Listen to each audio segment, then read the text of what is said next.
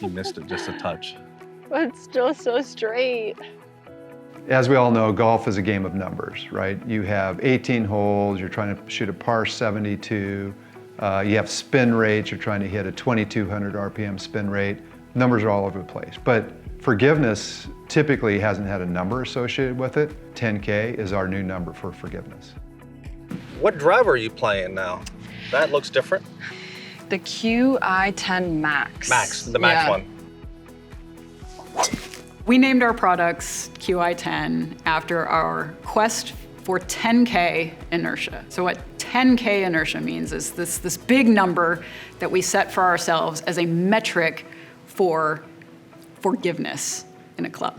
That was our quest over the last couple years. Yeah, I think Nice that Max there. driver is perfect for you.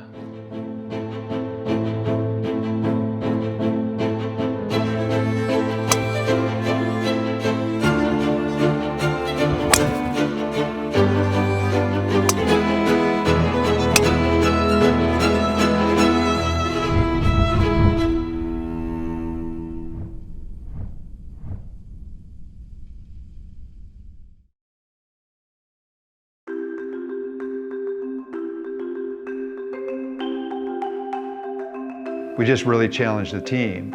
They kept coming back saying, hey, how about if I compromise this? And we pushed back and said, nope, keep pushing. And when they came back in and they showed us this head that didn't compromise on anything, that's when we knew we had the breakthrough.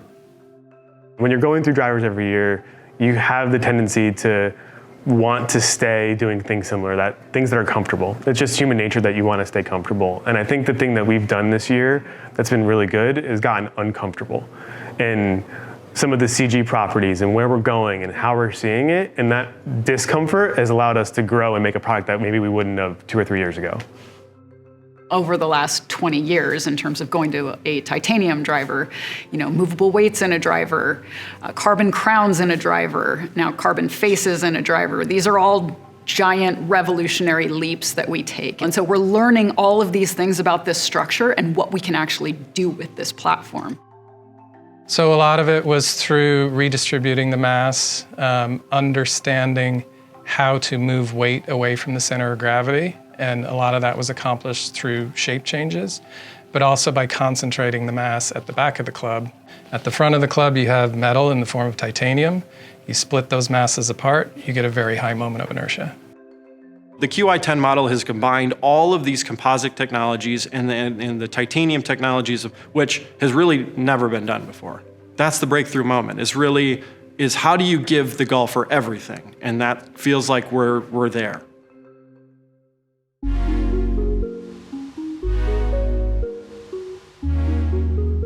We have kind of multiple purposes, but we're trying to validate some designs that we've been working on for a while. For this trip, we have some PEDs that are close to the final design that we're validating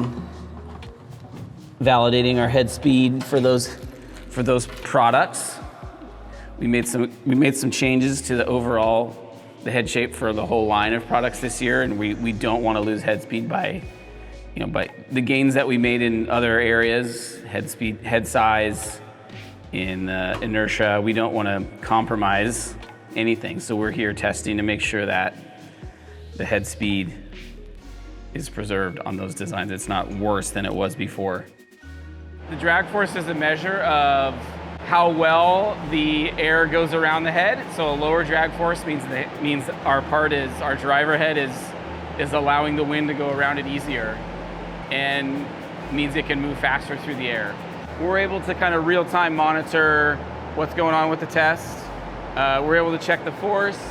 We're able to check which angle we're testing at currently, the orientation of the head.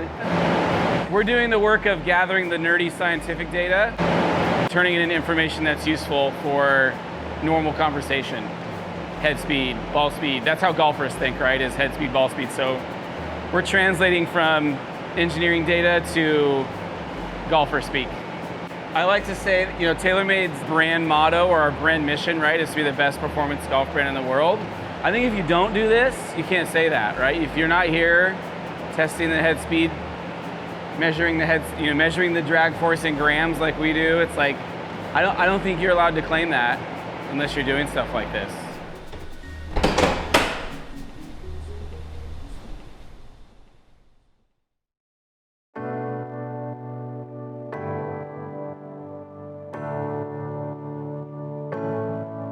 We brought Qi10 Max up here so that we could get an understanding of what our customers are going to experience in terms of sound for this driver.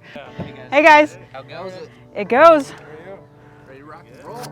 When we come up to sound testing, we work with our player testing group. They bring up sound equipment as well as 2 computers. So first, we always hit a normalization driver so that we can correlate one sound test to another. It allows us to go from one session to the next and compare them accurately. Mark Greeny is our hitter today. He is our standard sound testing hitter. He is extremely consistent in terms of both his swing speed and his impact location on the face. We're looking for a very specific sound, representative of a TaylorMade driver. What we make tends to sound bright. It doesn't last very long. It's not dull. The longer the duration, the more the driver's going to sound like a bell. We don't necessarily like that. Bright, short, high frequency, because the lower it gets, the more it tends to get deep, and that's when people start to perceive that as not as good. The feel and sound is really good. It feels really powerful. Even when I mishit it a few times there, it still went straight. The sound, the frequency is right where it needs to be. So overall, it's a really good sound and feel club. This exercise is extremely important. One, not only to correlate our simulations to reality, but to get a realistic feel of what these drivers are doing, what they sound like.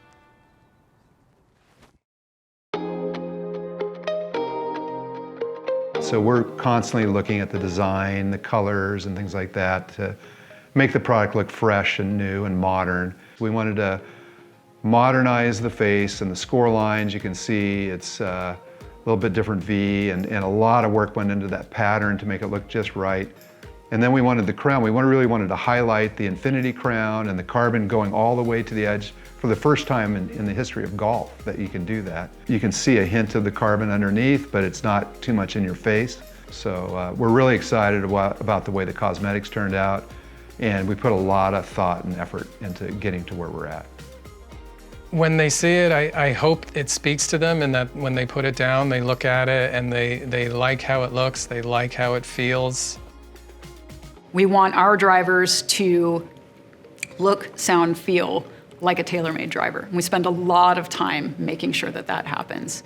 So when they walk away from, their experience, I want them to remember our product more than any others as the overall best product that they could possibly get. MOI, moment of inertia. Who can define what that is? The stability of the face. 100%. That felt like a shot that I would usually miss it right, and that's like dead straight. Dead center.